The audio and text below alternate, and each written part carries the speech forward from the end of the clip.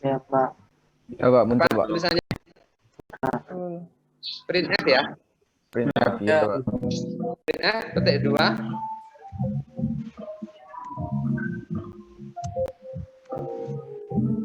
Muncul? Muncul. Muncul, Pak. Muncul, Pak. Di sini kan saya sedang mengedit program ya. Nah, itulah yang disebut sebagai editor. Kita bisa mengedit program dalam bahasa C. Kemudian fungsi yang kedua tadi adalah apa, Mas, Mbak? Editor, kemudian interpreter. Interpreter itu apa? Maksudnya?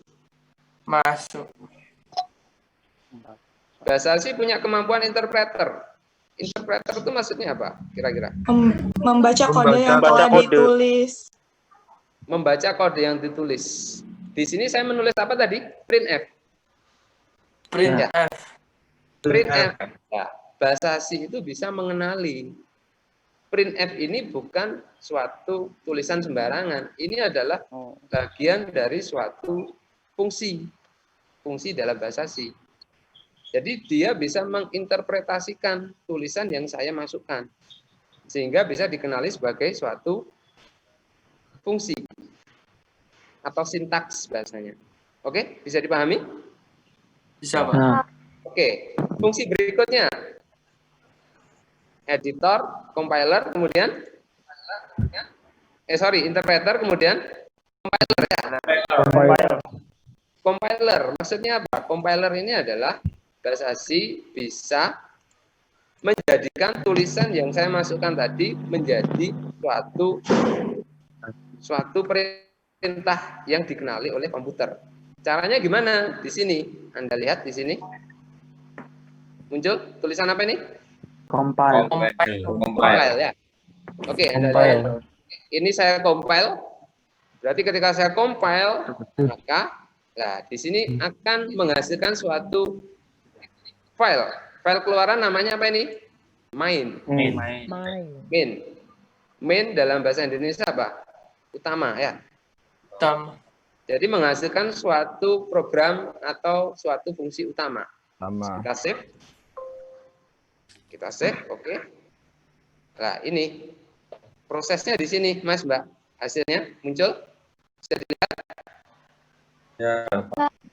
Compilation result. Ya, artinya apa? Hasil kompilasi. Errornya berapa? 0. Warningnya?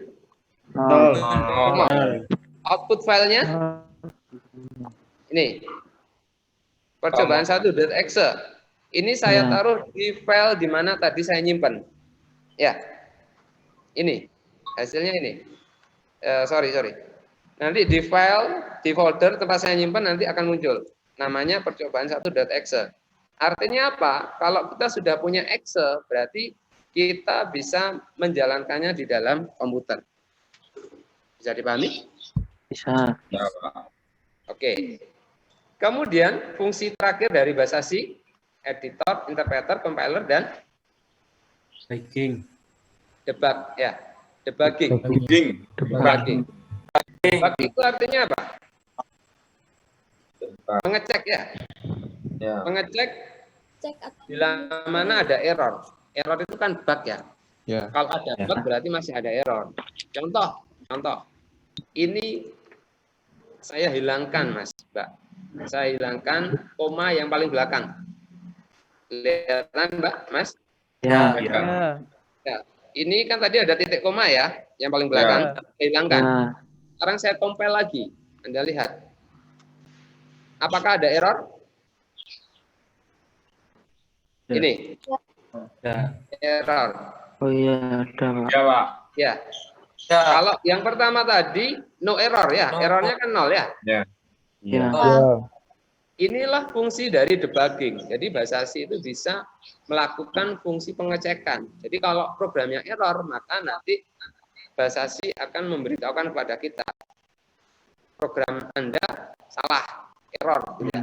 Artinya apa? Kalau masih ada error berarti kita perbaiki. Oke, saya kembalikan lagi komanya, titik koma. Saya compile lagi. Errornya 0. Nol. Nol. Berarti sudah benar. Oke? Baik, Pak. Program dibuat, diedit, oke? Kemudian diinterpreter sama bahasa C. Oke, bisa dikenali. Kemudian saya compile, sudah jadi Excel tadi ya. Percobaan satu Ya. Excel. Terakhir, debug, tidak ada error, lah berarti program ini sudah selesai. Kalau saya ingin melihat hasilnya gimana, kita lihat aja di sini, run. Sebelahnya compile ya, run. Run berarti apa? Kita jalankan. Jalan. Hasilnya apa? Nah, muncul nggak?